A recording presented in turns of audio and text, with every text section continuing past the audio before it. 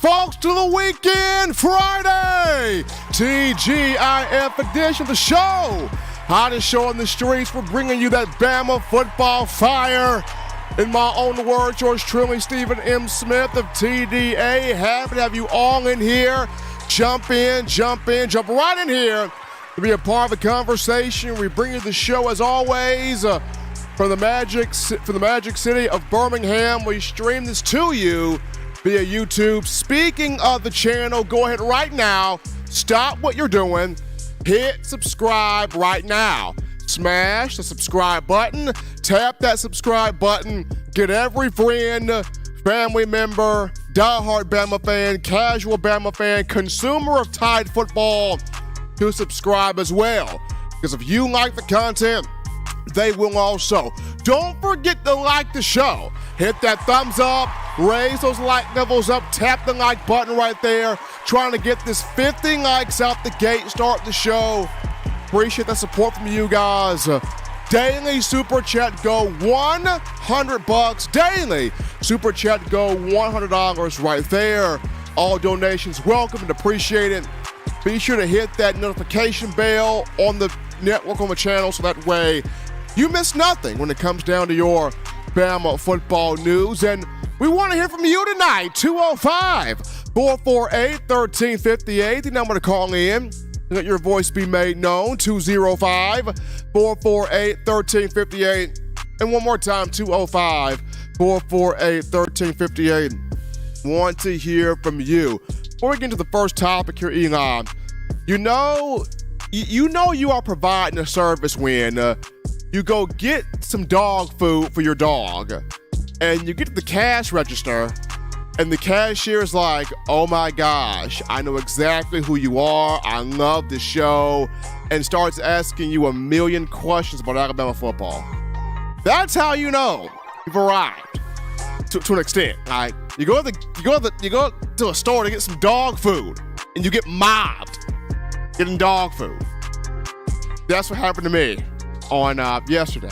But without further ado, we get to the first topic of conversation, that being, this one, Eli, is interesting because, the last 2 years, 2021 and this past season, a lot of people, Alabama fans in particular, they look at, okay, what caused the Crimson Tide not to win a national championship in each of the last 2 seasons? What caused the Crimson Tide not to be as energized, as enthusiastic, not as focused, not as disciplined to the small details? What caused the disruption there, if you will? And some would say, well, it was the coaching staff not being on the players, the coaching staff not holding guys accountable, or the coaching staff not making the right calls, the coaching staff not putting guys in positions where they can be successful. You have other fans that say, well, you can't just blame the coaching staff. Well, it's the players not executing, the players not being disciplined, players not having that dog in them. The players, not doing what they need to do. And you get, the blame game going there. But I was watching Developmental Focus Points, Bo Scarborough's show on the Bama Standard. Great show, by the way. And, Scarborough had Clinton Dix, the director of player development for Alabama, on the show. And Clinton Dix brought up something very interesting. I think he brought up the true reason as to why Alabama the last 2 years has been struggling some. And Clinton Dix said, we got to get back to team unity. That's what he said. He said the team unity, the team togetherness, the bonding on the field and off the field, the understanding of what makes each player tick, each player operate, learning your teammates, learning who they are off the field so that you can be dominant together on the field. That type of bonding must return. And it got me thinking, the last 2 years, we haven't heard a lot of just Bama players bonding off the field. We didn't hear a lot about that.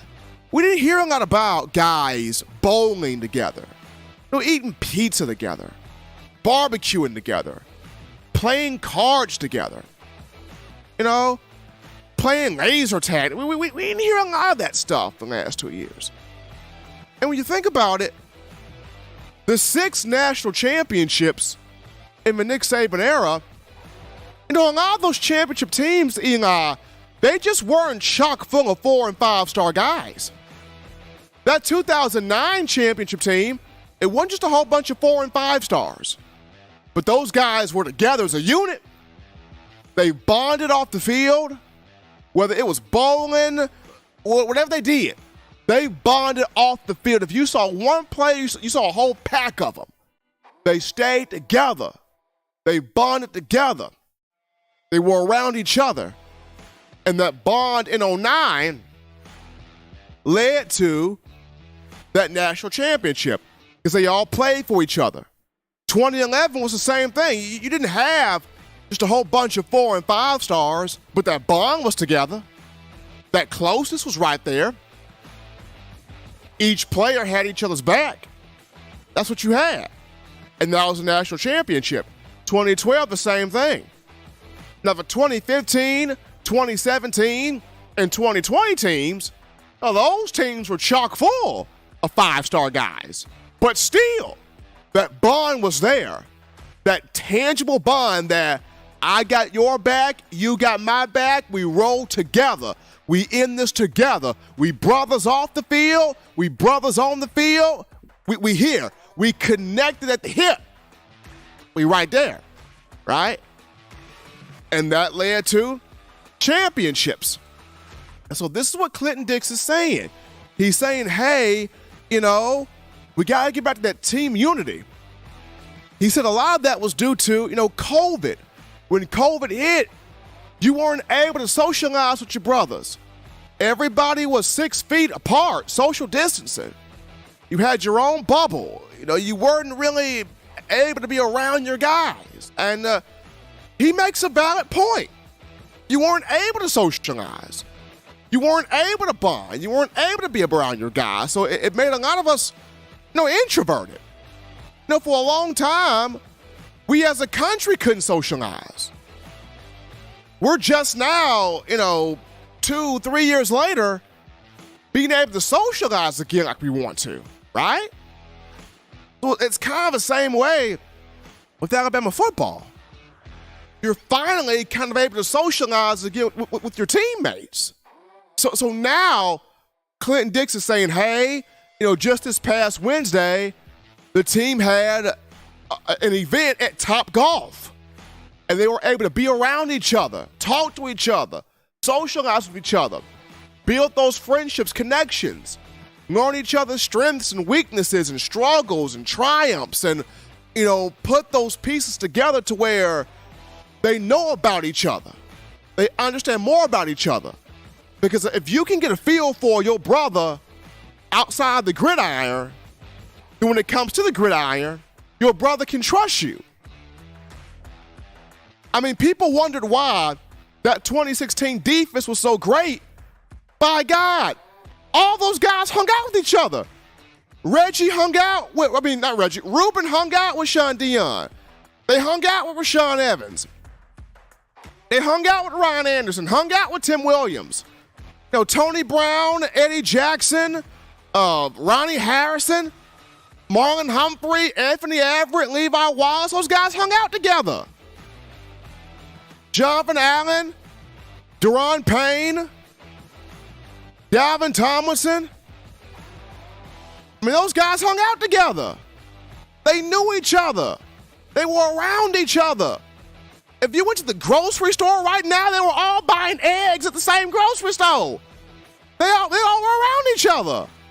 So when it got on the field, that's how you saw all these guys jumping up and down and celebrating and fist pumping and all the whoop, the rah. They were always around each other. They were like real brothers off the field. And that's what created that closeness on the field, which resulted in dominant play, which led to national championships. It's all in one correlation. And that's what Clinton Dix is saying. He's saying, if we want to get back dominant football, bullying opposing teams, being that measuring stick in college football, and winning championships, it all goes back to that first domino. Bonding together as brothers off the field. Having relationships with your teammates.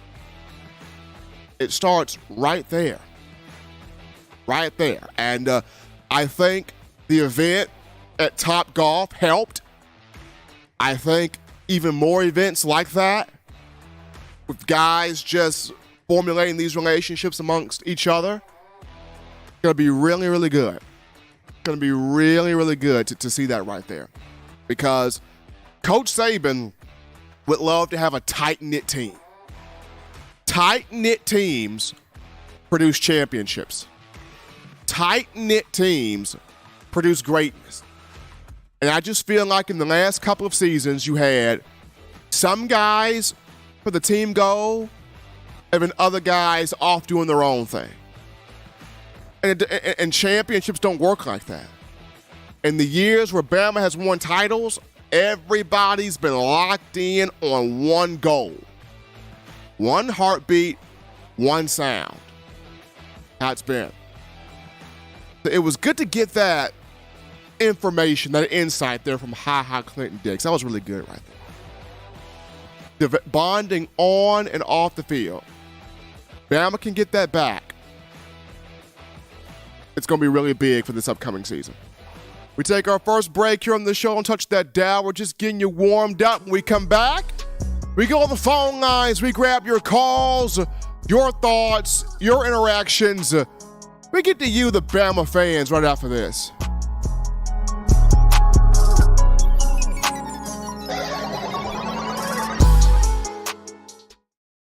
Nine players have teamed up and released the Alabama Team Paper, which is a video yearbook they've put out for sale direct to fans. Now, for the first time, small dollar purchases from the fans can support the players as a group as well as a great cause, because $1 of every subscription payment is donated to the Boys and Girls Club of America. Be a 5-star fan base and support your team and a great cause with Team Paper. Check it out at teampaper.com/Alabama. Remember the taste of Grandma's delicious sweets? Emily's Heirloom Pound Cakes brings back those precious memories with just one bite.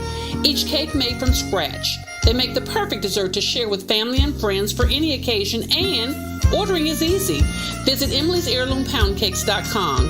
Click the online store and shop. Then pick up your fresh cake at the kitchen in downtown Homewood. Order yours online at emily'sheirloompoundcakes.com. Emily's Heirloom Pound Cakes, making memories from scratch. We're back into the action here, folks, from the break. Hottest show on the streets, giving you your Bama football news. In my own words, yours truly, Stephen Smith of TDA. Happy to have you guys checking in with us on a Friday. Eagle, I gotta get back to that Emily's Heirloom pound cake, man.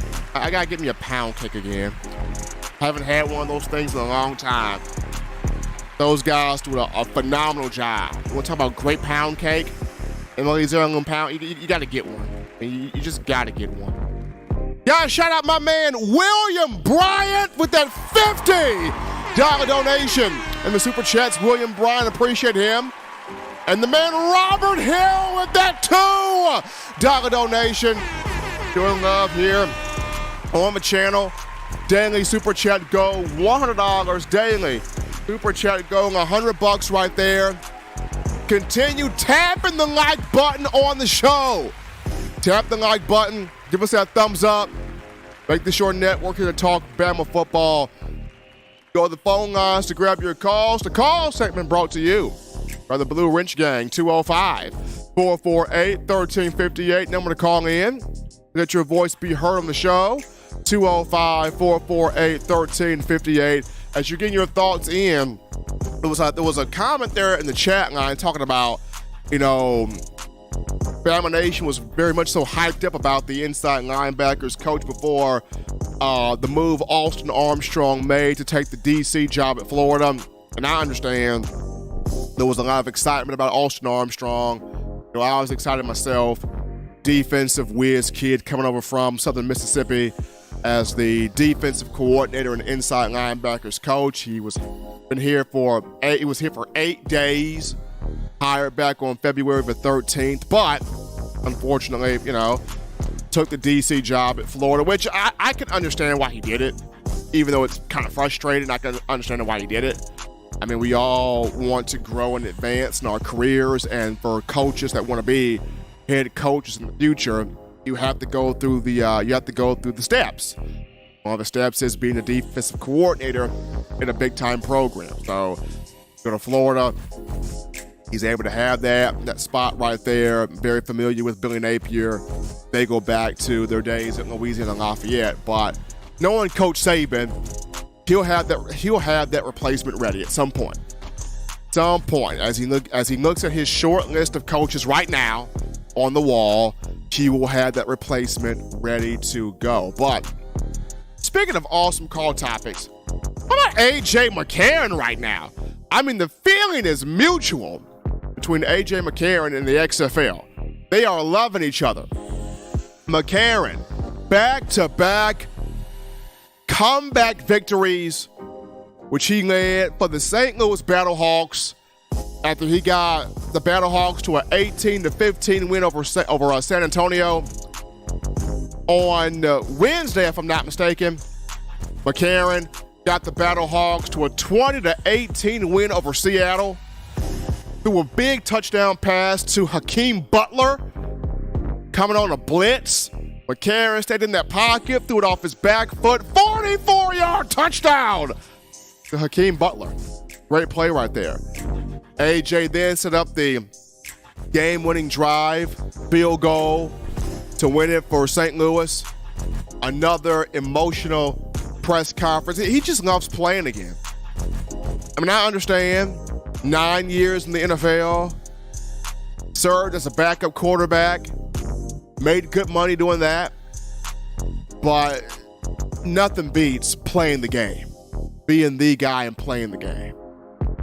And he could still be in the NFL, but he wanted to show his sons, guys, I can still play this game. And for him to take the XFL route, you can see he's having fun again. You can see he's showing you why he was a 3-time national champion at the University of Alabama. 2-time starting quarterback national champion. So just very proud just very happy for AJ. Thrilled for him. Him getting this chance again and thriving in this opportunity. You know what? The St. Louis Battlehawks may become my team now in the XFL. I want them to win it all now. I mean, I want the Battlehawks to win the XFL. Like I want the Birmingham Stallions to win the USFL again, due to Bo Scarborough being on that team. We're going to take our next break here, folks. We'll touch that down. When we get back, very interesting story came out in the news concerning Georgia, Alabama, recruiting numbers. Can Alabama just really shut down Georgia's momentum in the upcoming fall? We'll talk about all of this when we come back.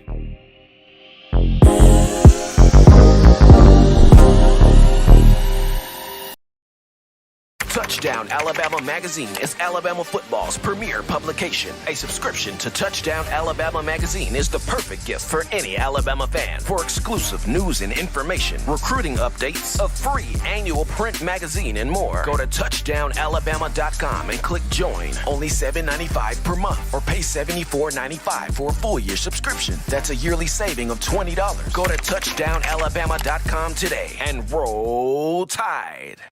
This is Matt Caddell, former Alabama wide receiver, and you're listening to In My Own Words with Stephen M. Smith with Touchdown Alabama Magazine. And I got 2 words to say, baby.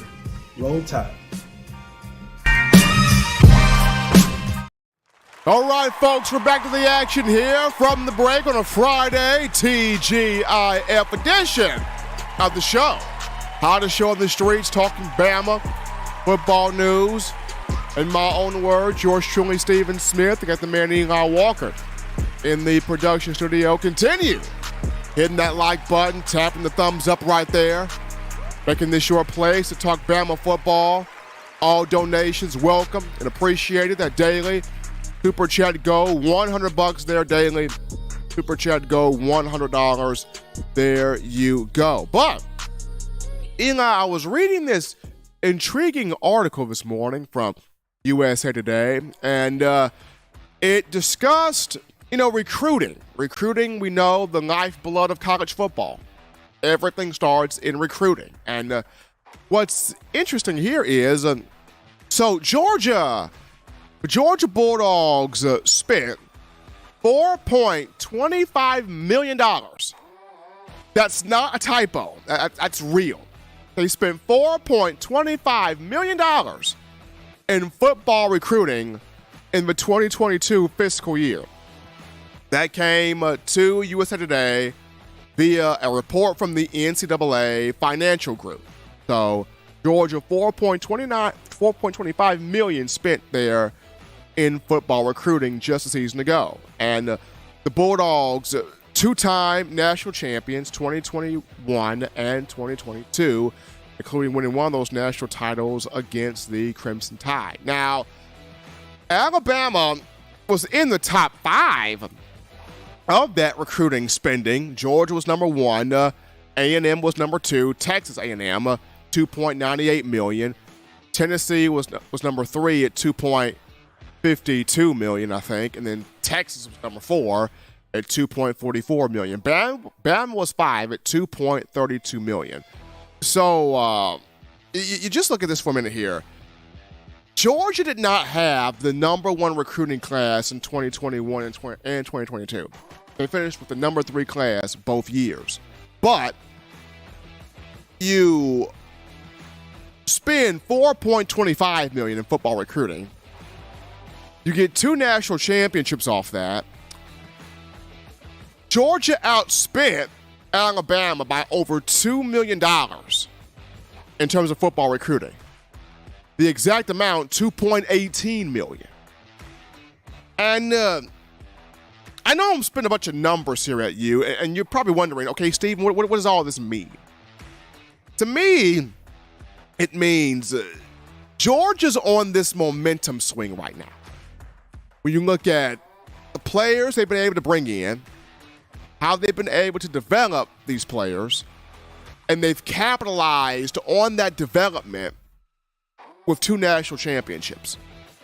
Then you got NIL in here and what you're able to do with the NIL collective.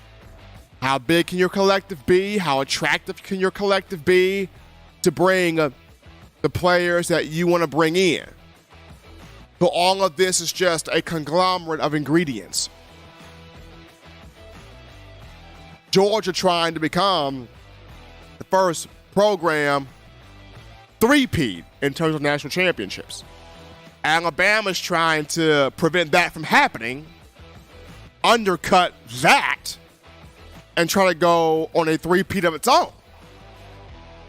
Which brings us to the thought of, can Nick Saban offset disrupt, undercut all of this momentum?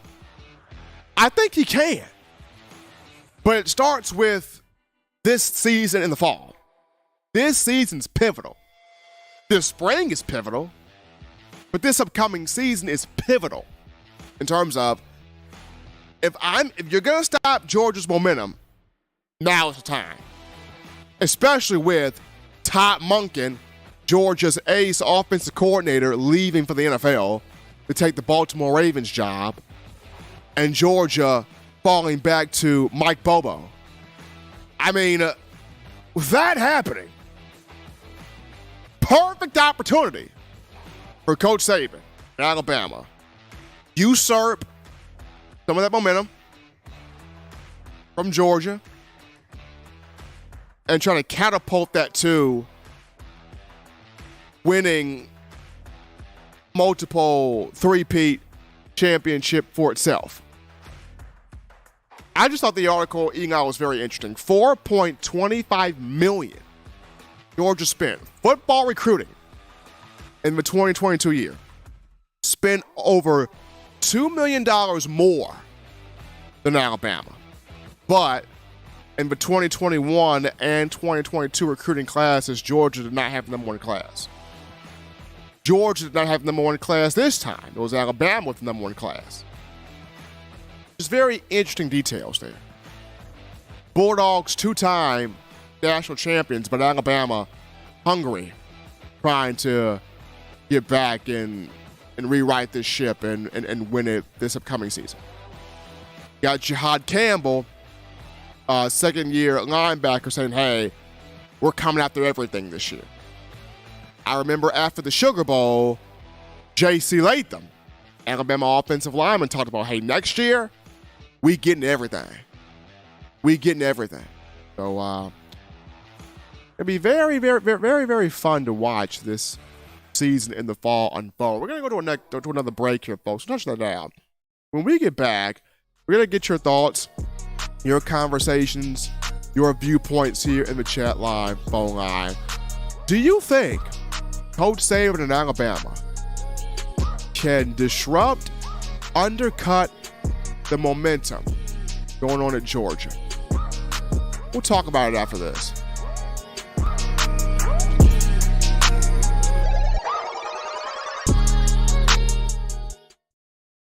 Every sports fan deserves the proper representation. Whitwell Sports introduces to you the Title Towel. Wave that Title Towel in the air like you just don't care in support of Nick Saban and the Alabama Crimson Tide. Only $9.99 and it lasts a lifetime. Head on over to whitwellsports.com and get your Title Towel today. Touchdown Alabama Magazine is Alabama football's premier publication. A subscription to Touchdown Alabama Magazine is the perfect gift for any Alabama fan. For exclusive news and information, recruiting updates, a free annual print magazine, and more, go to touchdownalabama.com and click join. Only $7.95 per month or pay $74.95 for a full-year subscription. That's a yearly saving of $20. Go to touchdownalabama.com today and roll Tide. All right, we're rolling back in here on a Friday, TGIF edition of the show. We're talking Crimson Tide football in my own words, yours truly, Stephen Smith of TDA, my man Eli Walker in the production studio, and continue hitting the like button, tapping that thumbs up, raising those like levels up right there, making this your show, your spot for Talk Bama football. Hit subscribe as well. That daily super chat goal, $100 there. Daily super chat goal, and we go on the phone lines to grab your calls. The call segment brought to you by the Blue Wrench Gang. 205-448-1358. The number to call in 205-448-1358. We grab this call. You're live on the show. What's happening? How we feeling? State your name and where you calling from. This is TriStar out of Chattanooga. First time calling in a while. How we doing, TriStar? What's going on? Oh, not much. I heard what you just said about Alabama. Georgia spent over $4 million in recruiting. Jeez. I mean, it's crazy. I mean, it's crazy how much not only just NIL, but the will to the will to want to have all of the best players and what way you can get them. It's crazy how football works now. Yeah, I mean that's just insane to spend that much money. Like I was thinking, like number one would have been like Texas or Texas A&M. I thought A&M too, especially after all the stuff Jimbo Fisher did. Yeah, after the stuff Jimbo Fisher did to get the 2022 class, I would have thought it would have been A&M. Yeah, that so-called greatest recruiting class of all time. I mean, I would have thought it'd been A&M when I looked up and I saw Georgia. I'm like, whoa. Well, I mean, that's one thing I guess you can say. I mean, Kirby does take recruiting very seriously. I think it's one thing a lot of people can say. But I mean, here's the thing. Like when it comes to Georgia, I want to see how that offense looks now that Todd Monken's gone. I mean, yeah, they're still going to have a phenomenal defense because Kirby's smart. But I want to see how they're going to roll now with Mike Bobo, the guy who, and here. Let me fill y'all in about how hated Mike Bobo was there for years. Before he was the offensive coordinator at the University of Georgia when Matthew Stafford and Aaron Murray was there. And they wanted this guy chucked in the Savannah River. Like, you thought Alabama fans wanting Bill O'Brien fired was bad? They ain't got nothing on how they thought of Mike Bobo. And the fact that so you bring this up, but Georgia brings him right back. Yeah, and that's the thing, of course, as you know, I'm a Tennessee guy, I'm a Tennessee fan, but, I'm letting them run their mouth and stuff. They think, oh, yeah, we're just going to come up there to Neyland Stadium, that's Sanford North, and Kirby Smart owns it.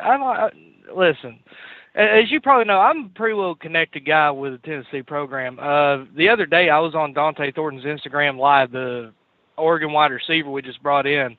Let me tell you something, they got that Georgia game circled. They want to play them so bad they can't stand it, and they're hungry.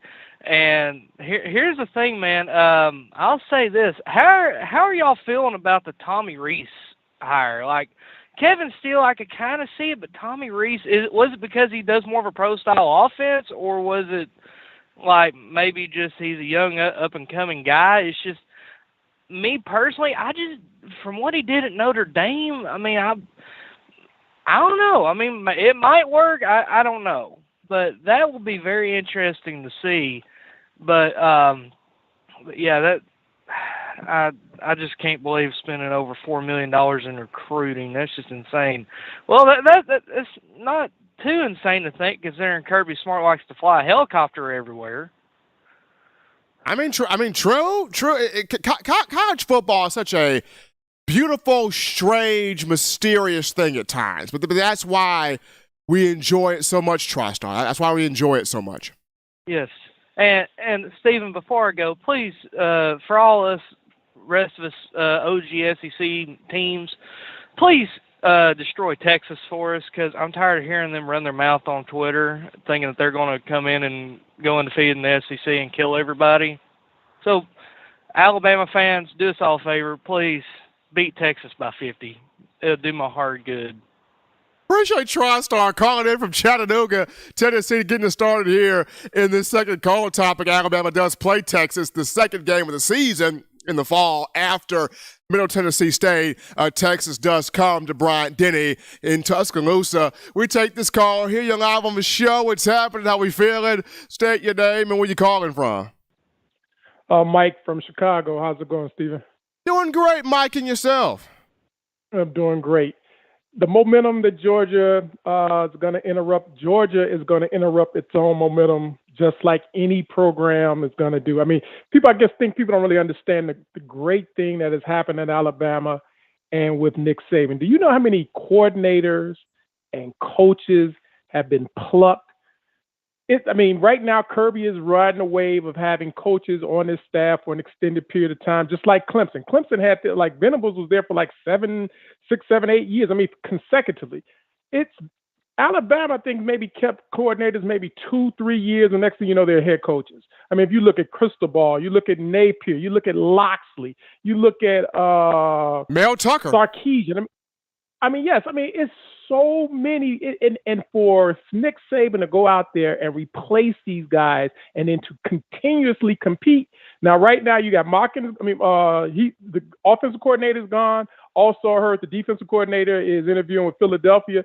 Now Kirby is going to now have to show his real greatness. I mean, when you have your staff and this is what has, to me, interrupted Alabama. It's the turnover of coaches. It's the ability to have to maintain consistency. We always talk about the players ain't doing this and the players that, and the lack of toughness. They went 11-2 last year. They went to the national championship 2 years in a row. I mean, the ship is not sinking. It's just the standards at Bama is so high that when you go, you know how many college program would kill to go 11-2 and go to the Sugar Bowl. So right now, I just say take a good look at Georgia and let's see now, can they handle the success of coaches getting plucked and having to maintain continuity that Alabama has done for the last, I think, 14, 15 years. And if, as I say, you look at Saban's tree, at one point, Saban had to coach against 5 coaches that he came from his tree. You had Pruitt, you had Kirby, you got Napier, you got Cristobal. I mean, Cristobal is over at ACC, but you have Jimbo Fisher. I mean, it's going to be hard when you have success like you had at Georgia. Now let's see, can they maintain the continuity and keep it going when everybody now wants to pluck from you, as well as now you're the hunted.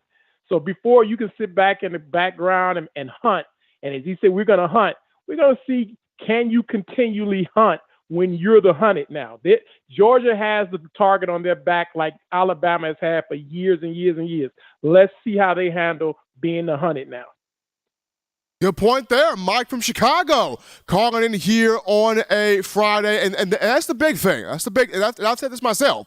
It's one thing to get to the top of the mountain. It's hard to get there. But it's one thing to get to the top of the mountain. It's another thing to, can you sustain there? Can you remain at the top of the mountain? Because everybody wants to knock you off the mountain. So that's the thing for Kirby Smart. Once you get there, there are so many obstacles you got to fight to remain. Can Kirby remain is the question and the battle that he is up against now. But we take this call. You're live on the show. What's happening? How we feeling? State your name and where you calling from. Roll Tide, brother. Roll Tide. What's happening, Steven? Doing great, William. Cannot complain here, man. I mean, we made it to Friday here. You know, in the end of a week right here. We're still getting a chance to look at how the men's basketball team will do on tomorrow. They got Arkansas. Hopefully, they can end the regular season 27-4, get to the SEC tournament, NCAA tournament. Spring practice will be second, third week of March. So we're just cruising, coasting here. Oh yeah, always basketball team, great success there like they've been doing. So yeah, anyway, yeah, I think I don't see Georgia being able to sustain like we did. You know, we've had to go through these offensive coordinators and defensive coordinators leaving left and right, and we've always done that every year. We've had players transfer. You know, well, I mean, they went into the NFL, so we've had to deal with this year after year after year. So they're getting this taste here and there. I don't see them sustaining there, brother. So anyway, I'll get off here. Roll Tide, brother. Appreciate William from Iowa calling in. That's the thing. It's can you sustain once you get there? And I mean, for Alabama, you just got to understand how crazy this is when you look at the entire SEC is Nick Saban assistants. Think about that. The entire Southeastern Conference is Nick Saban assistants. Everybody's trying to figure out what's the secret sauce, you know, get it from Nick Saban, you know, what's the sauce is. And Saban continues to steal. I mean, each and every year, Alabama is in that conversation. They may not win the national championship every year, but they're always in the conversation. You know how hard that is? Just to every year be in the conversation. And every year, Alabama's been in that conversation. So I know Bama wants to win a national championship every year. That's Saban's ideal goal here. But the fact that every year you continue to be in the conversation, big deal right there. But we grabbed this call. You're live on the show. What's happening? How we feeling? State your name and where you calling from. Hey, Steven. This is Mike from Kentucky, man. How you doing, brother? Doing great, Mike, and yourself? I'm doing good, man. I've enjoyed the show. There's only one other program in the history of college football that's made a run that compares to Alabama, and that was Bobby Bowden in Florida State. Right. He kept that program in the top 10 or the top 5 for like 10 years straight. That's a run. I mean, he didn't get as many championships as Bama, but that's a run, bro. When you're in the top 5 for 10 years, it's hard to beat. It's very hard to do, and especially during that time, Coach Bowden was competing with Miami, which Miami was right there too. You were competing with down in Gainesville. Yes, too. Miami and Spurrier down in Gainesville. So Bowden had a gauntlet he had to go through. Oh yeah, I tell you what, brother, I'm kind of getting a little pre-spring fever. How about you? I'm excited for spring practice. It'll be here. It'll be in about the second or third week of March. I mean, the guys are ready. Excited about what they've been doing right now in the off-season weightlifting program. It was good to hear, Clinton Dix just talk about players are back bonding with each other off the field, getting that connection brother to brother again. Yeah, I'll tell you, Bama draws the line in about 3 years for a natty. Right. I'll take one. I'll take one every 3 years. I hope they draw the line this year. I heard a little tidbit about that other D lineman. What's his name? I can't say it. Justin Abogwe. Is that his name? Yeah, Abogwe is back. He's back for his 5th season. He took a red shirt. He's back. And I heard he's going to be 100% this year too, because Otis is going to need a little help. Those two might just give us that, toughness up the middle that you got to have. You just got to have it. Right. I mean, I look at the Boygby, Jaheim Otis. Also, Damon Payne got his feet wet quite a bit last year. He got a fumble recovery. I look at him. And then you sign Big James Smith from Carver High School in Montgomery. If James Smith... I heard about that. We got 2 kids from Carver coming in. Yeah, if James Smith and Quay Russo, linebacker, if those two can turn some heads in spring football, look out. Yeah, we've got a lot of other good kids coming. Yeah, we don't have any excuses. The talent's there for sure. I really enjoyed Mike from Chicago's call. There's a price for success. People want to hire your help.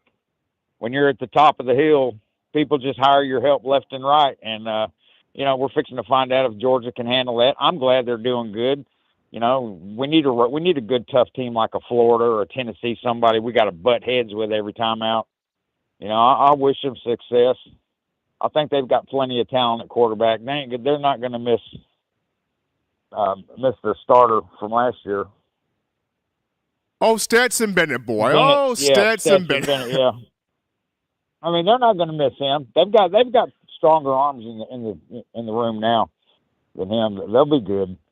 And with the talent Georgia has, just about any play you call, if you execute it, they've got the athletes, got that nightmare of a tight end coming back. They'll be good. And I'm happy for them. Well, I'm going to limit this call to 5 minutes, brother. I'm going to let you catch you on the next time around, Steven. Have a good night, brother. Appreciate Mike from Kentucky calling into the show, and he brings up a good point also. It's good when Alabama's got competition, right? Competition that I got to outwork this opponent. Early in the Nick Saban era, the competition was Florida. We got to outwork Florida. Got to outwork Urban Meyer. Then, once it got by Florida, competition became Clemson. Clemson was trying to rise and take out Alabama. Got to knock down Dabo Swinney, right? Now Georgia's emerged as that competition. Got to outwork Georgia. Got to make sure that Georgia doesn't become the new dynasty or the new the new championship runner in college football. Always great when you can have that consistent competition to sharpen you to make sure that you're on your P's and Q's. So, good point there from Mike from Kentucky. We'll take this call. You're live on the show. What's happening? How we feeling? State your name and where you calling from. Hey, Steven. This is Jay up in near St. Louis. What's going on, man? It's another interesting day. The weather's been pretty interesting up here. Hey, I wanted to get some thoughts from you. With Armstrong going away, Neverly was here, and you had some names that you had said that you would consider to fill that position. What do we think about Mr. Sunseri stepping up and having more active participation with the linebackers? I would love for Sal Sincere to be back on the field. I've said this quite a few times. Coach Sal has a way of turning something on and getting everything out of those players. I remember 2020, Sal, as the outside linebackers coach, got a lot out of Will Anderson 2020 as a freshman. Then 2021, he got the combination of Will Anderson and Dallas Turner to have 26 and a half of Alabama's 57 sacks. Last year, without Sal, the numbers of Will Anderson dropped and the numbers of Dallas Turner dropped. Sal made a big difference. I think having him back on the field would be dividends for the linebacker room. Now, Nick Saban may have this as Kevin Steele coach the inside linebackers, or if he's got another name out there that he wants to get, he can go that route. But I would love to put Sal Sunseri back on the field. He's been around the program. He knows what Nick Saban wants. He knows what the fans want. He knows what everybody wants as far as a linebacker's coach is concerned. I would love to have Sal back out there. I agree. I would love to see that myself. I also wonder if he will actually do, as you were speaking about Mr. Johnson and a couple of other previous players that had the right mentality, understood the brotherhood, and could bring that back to that room to have those linebackers understand, yes, they're supposed to put people where they're supposed to be. They call the plays, but they need to bring everybody together. Absolutely. I mean, if I was Coach Saban, Jay, in this situation, and I'm not in his head, but if I was Coach Saban in this moment, it's about investing in your program. You got former players that played under you, that won championships under you, that went through the dog days of training camp and two-a-days and blood, sweat, and tears and, what it takes to be a champion. You invest in your program by bringing those guys back to teach the next wave. It's called reach one to teach one. You got to reach one. You got to always go back and grab the next individual. So just to me, a guy like a Nico Johnson, who two-time national champion, played the position, went through the trenches under Coach Saban. He's growing as a young coach. I would have him in the program. He understands the culture, the mindset, what it takes. Having a Sean Dion Hamilton, who two-time national champion, probably one of the more underrated linebackers in Bama history. You go back, you watch that 2016 crazy, insane defense. He was one of the captains of that group. You get him in here. He knows the culture, the passion, what it takes to win at the highest level. Any one of those two would work. If I was Coach Saban, I would make the phone call. Once again, I'm not him, but if I was him, I would make the phone call. Amen. Well, hey, Stephen, I appreciate it. I'm not going to stay on here very long. I also I watched the other night when Mr. Constant offered to set aside a little combine for you at Central. If you do that, I'll pray for you, sir. You know what? Marvin's a funny dude, but you know what? I will take Marvin up on that. I will get back into my football cleats.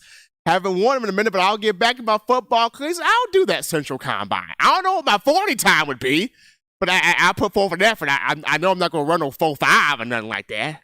I'll pray for a 4-6, but hey, it is what it is. Appreciate Jay with this call right there. You know what, Eli? I'll get into me some training.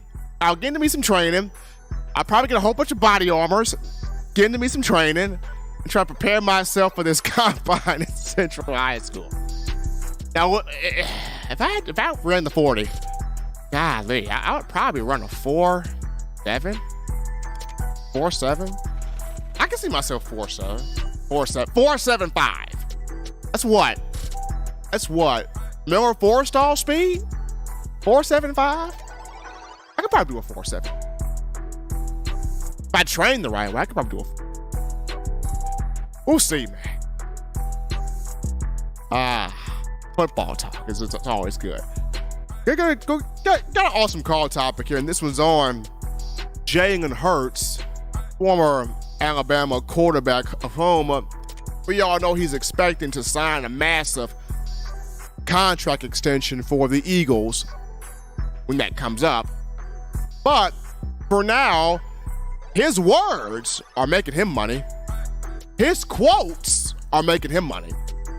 So, Jalen Hurts had the Hurt So Good, trademark thing that he had at Alabama, to which he's made that into a clothing line, Hurt So Good. Now he's got the rent is due, that slogan. He started with the Eagles. Our clothing line has come off that. And so now his latest creation came pre-Super Bowl when he said, I had a purpose before anybody had an opinion, which that was a dope bar, by the way. I had a purpose before anybody else had an opinion. He's taken that. He's trademarked that.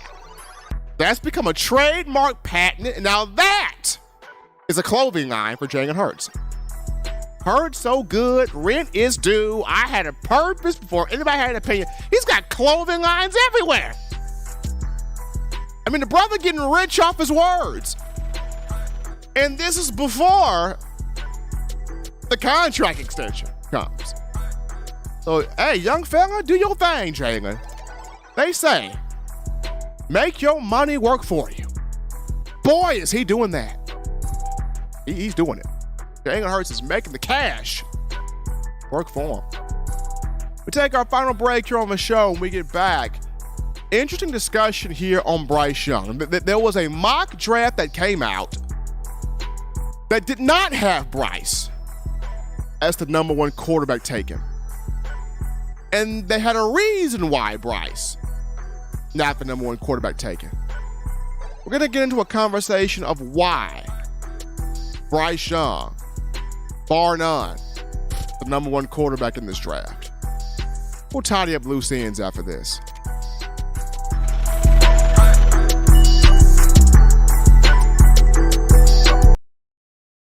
Touchdown Alabama Magazine is Alabama football's premier publication. A subscription to Touchdown Alabama Magazine is the perfect gift for any Alabama fan. For exclusive news and information, recruiting updates, a free annual print magazine, and more, go to touchdownalabama.com and click join. Only $7.95 per month, or pay $74.95 for a full year subscription. That's a yearly saving of $20. Go to touchdownalabama.com today and roll Tide. Thank you for tuning in. Show your support right now by clicking that like button. If you haven't subscribed, hit the subscribe button now and enable all notifications to make sure you don't ever miss any of the best Alabama football news, notes, and information right here on Touchdown Alabama. All right, folks, we're back into the action from the break on a Friday TGIF edition of the show. Hottest show on these streets, talking Bama football news. In my own words, yours truly, Stephen Smith of TDA. Continue hitting the like button, hitting that subscribe button, making this your show right here, talking Bama football. But daily, Super Chat go $100 daily. Super Chat go $100 right there. We appreciate you, the fans. But, we look at this now. Bryce Young, arguably, in the opinion of most people, number one quarterback in this draft class, maybe the number one player taken overall in the upcoming venue in April.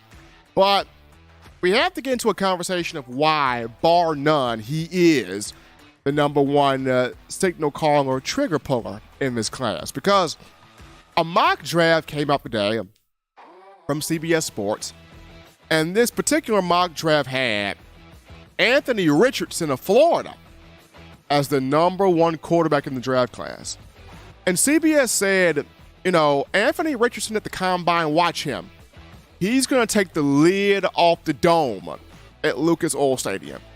He is going to wow, drop jaws, throw the ball all over the field. He is going to be unbelievable at Lucas Oil Stadium. And I understand you have players that test well at the combine, players that don't necessarily test well. But when you watch the film, and the film don't lie, Bryce Young's the best quarterback in this class. I mean, I know people are going to say, but Steven, he's not big enough. He's not big enough. He's got to be big, 6'2", 6'3", 6'4", built like a tank. Got to be big, strong guy. Look, Michael Vick wasn't a big guy at all, and he turned the football on its head. Drew Brees wasn't a big guy at all. That guy's a Super Bowl champion and a first ballot Hall of Famer. Tom Brady didn't have the best body in the world, but he's a 6-time Super Bowl champion. Well, 7-time Super Bowl champion. I mean, so you don't have to have the most physically gifted shape in the world. You really don't. You truly, really don't. So when you watch tape here, Bryce Young does everything for you. Maneuvers well in the pocket, very good feet spacing in the pocket, can feel the pressure coming, can evade pressure, can create unfair angles for defenders, can distribute the ball from any launching spot on the field. I mean, the guy's got the IQ, the awareness. It's just off the charts. It's off the charts. The guy can make a play from anywhere on the field. Unreal what he can do with a football in his hand. I mean, the guy's different. This takes nothing away from C.J. Stroud, who had a very good year at Ohio State. This takes nothing away from Anthony Richardson, who's very gifted physically. This takes nothing away from Will Levis and what he did at Kentucky. This takes nothing away from any quarterback that's trying to go in the top 10 of this upcoming draft. Bryce Young is just a different cat. You watch this guy, it's NFL artistry, poetry in motion. You watch Bryce Young play, it's the equivalent of every Kendrick Lamar and J. Cole album. You just can't touch it. You really just can't touch it. As much as you want to, you can't. It's just, watching Bryce Young play is like, you get the best chicken Parmesan meal. You just want to eat that and call it a day. You don't even want to eat anything else. You eat that, and you're done. You're good for the rest of the day. I mean, that's Bryce Young. That's free-flowing action in motion, right? And the way he plays, it represents today's NFL. The way that Bryce Young plays, guess who plays like that in the NFL right now? Patrick Mahomes. The way Bryce Young plays, you look at who plays like that in the NFL. Prior to this past season, Russell Wilson was playing like that. Prior to this past season. You look at the way Bryce Young plays, you want to know who plays like that in the NFL? Justin Herbert, to a certain extent. So, I mean, the dude, number one quarterback in this draft, regardless of what anybody is going to tell you. Number one quarterback in this year's draft, Bryce Young. I'm going to say this. If Bryce was 6'4", there would be no conversation about this. If Bryce was 6'3", there'd be no conversation about this. But because of the fact that he's 6 feet, well, granted, possibly maybe even 5'10", that's why people are saying, oh, look at Anthony Richardson, and look at this guy, look at that guy, because Bryce Young is 5'10". If Bryce Young was 6'6", the other guys wouldn't even have a stomach in the conversation. But if you watch him play, if you watch the tape, if you see how he goes about his business, commanding the huddle, feeling the pressure of opposing defenses, escaping, eluding, evading pressure, and just having the uncanny ability to make plays that you never thought were possible to make on a football field. I mean, Eli, I go back to 2 plays Bryce Young made. There's probably more than 2. The 2 that stick out to me. I go back to the LSU game, Eli. Remember the LSU game? Bryce is running for his life. He evades 3 sacks. He shook the 3rd defender off of him. Fires a rope to Ja'Cory Brooks for a touchdown. How in the world did that happen? And then, week 2 against Texas, where he's avoiding pressure, he's scrambling around. He throws off his back foot, back of the end zone to Jahmyr Gibbs, touchdown. How does that happen? 3rd play I can think about it was against Mississippi State. He's avoiding all types of chaos, is directing traffic while he's scrambling, and finds JoJo Earl for a touchdown. I mean, Bryce just does this stuff. And it's second nature to him. And that's today's NFL. Doing things that may be hard to others, but it's second nature for you. That's the NFL. And that's what Bryce Young presents. And this is the reason why he is a number 1 quarterback in this draft. Forget what anybody else may put out there. This guy's number 1 quarterback in this draft.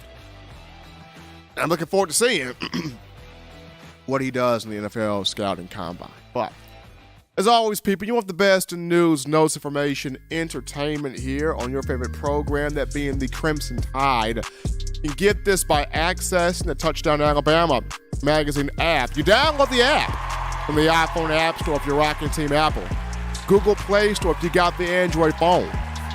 For your audio needs, check us out right here, iTunes or Apple Podcasts, Spotify, Stitcher, Spreaker, TuneIn Radio, Overcast.fm, iHeartRadio. We got you covered. The good and gracious Lord sees fit. I'll try to be back on Monday, continuing the conversation. It's Tide football. Remember, Bama fans, you can purchase individual copies of Touchdown Alabama magazine. Have those sent to your door. That link found in the description. If you're trying to get your hands on the fresh edition, print edition of TDA the magazine, you go to touchdownalabama.com. You click join. Become a member or a subscriber today. That link in the description as well. Gotta shout out you guys, the incredible fans of Bama football. All the calls, donations, likes, chats, conversation, making this your place to talk Bama football. Gotta shout out Real Talk with that $20 donation, the super chats. Appreciate that from Real Talk right there. Gotta shout out my man Eli Walker in the production studio, handling things from behind the scenes. And until next time, folks, husbands, love your wives. Wives appreciate, value those husbands' children we made to the weekend, but continue doing the right thing, smart thing, fun thing, good thing, legitimate thing to not be bored there. You get yourself those 3 hearty meals a day, those 3 great laughs a day. You protect yourself. You protect the loved ones around you. Till next time, folks, I'm your man, Stephen M. Smith, and you've been listening to In My Own Words.